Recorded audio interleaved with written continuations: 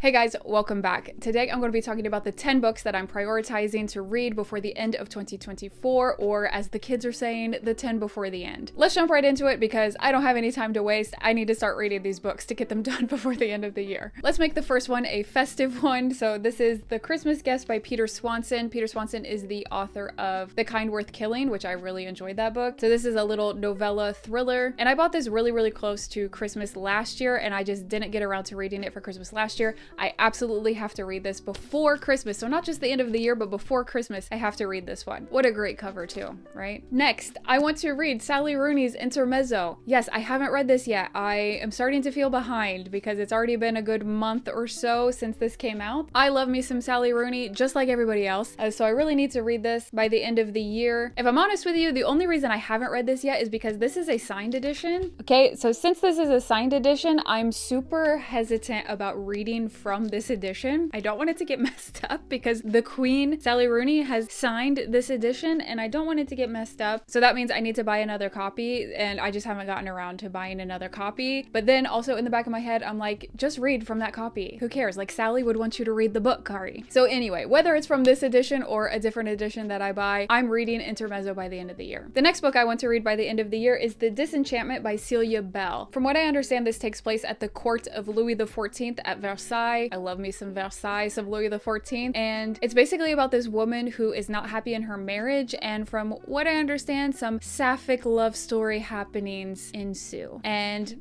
yes, sign me up. Louis XIV, Versailles, Sapphic. Yes, I have to read this book by the end of the year. I've been so excited about this. I just haven't gotten to it. Next, we have a short story collection called Out There by Kate Folk. This was on my 24 in 2024 list, so I would really like to get to this in 2024. I mean, I said that I would do it. So I hope to get to this one by the end of the year. Like I said, it's short stories. They're supposed to be weird. They're supposed to be kind of absurd and strange and deranged, and that sounds like a short story collection that I would love, because I'm not a huge short story collection girly, but maybe if they're in the themes that I really like, maybe I'll enjoy it. So I wanted to get to this.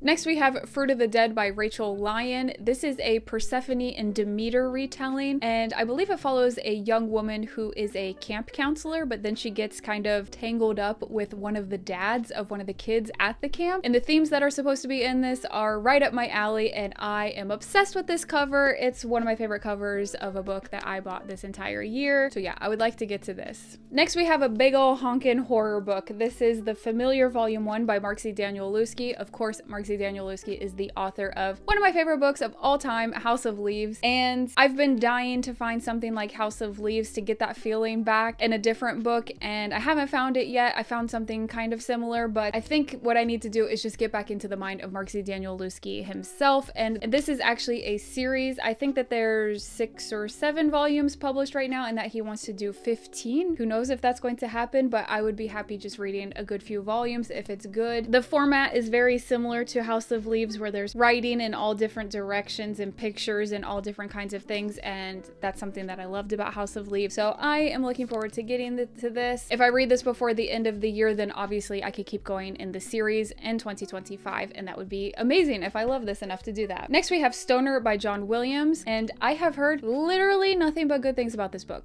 Like, I don't think I've ever heard something bad about it, and it's an academic setting. It's about a professor. Those are just like buzzwords for me. I've heard it's sad, another buzzword for me. I just think that this book is going to be perfect for me, exactly the types of things that I love in a book. Also, this is a modern classic. I think it was published in like the mid 60s, and I don't read as many modern classics and classics as I used to, so this will definitely tick that box for me as well. I'm looking forward to reading this. Like I said, I've just heard literally nothing but good things, so I'm excited to see what I think. Next, we have The Deloriad by Missouri Williams. I'm under the impression that this is like a literary horror type vibe, because I believe that the story follows this family who lives in the middle of literally nowhere, and because like the rest of society has fallen, and so you just kind of have to live off the land now, and that they send, I think it's one of their daughters, to another like family, another clan somewhere, and the story just goes from there. Like, I don't know, like bad or scary, weird things happen once they go to this other place. I'm intrigued. I hope that it's creepy and weird and disturbing. That's the kind of vibe I'm hoping for from this book. Next, we have a literary fiction, How to Love Your Daughter by Gila Bloom. I think that this is about a woman who has not such a great relationship with her mother, and then she has children, and then maybe about the relationship that her children have with her mother, and that it's just like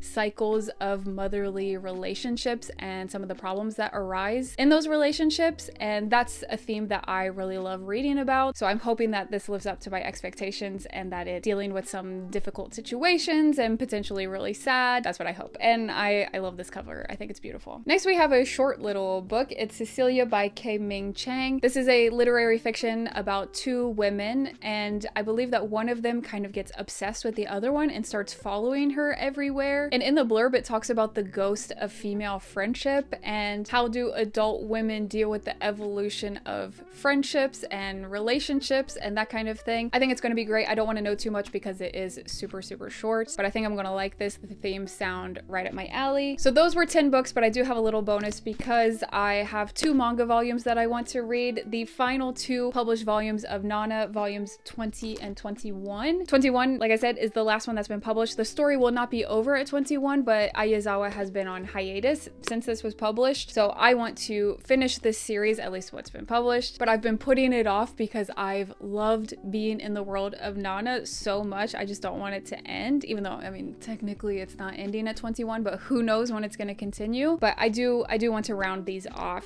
this year so that I can get to other Ayazawa manga in 2025. So this is just a little bonus 11th book. I mean, they're 2 books, but whatever. 11th book of my 10 before the end. So those were my 10/11 and 12 books that I want to read before the end of 2024. Definitely let me know what books you are prioritizing before the end of the year. We're running out of time, but we can do it, guys. We can do it. We have enough time to accomplish our goals. Let's do it. So definitely let me know what books you're prioritizing. I would love to hear from you, and I'll talk to you again next time. Bye.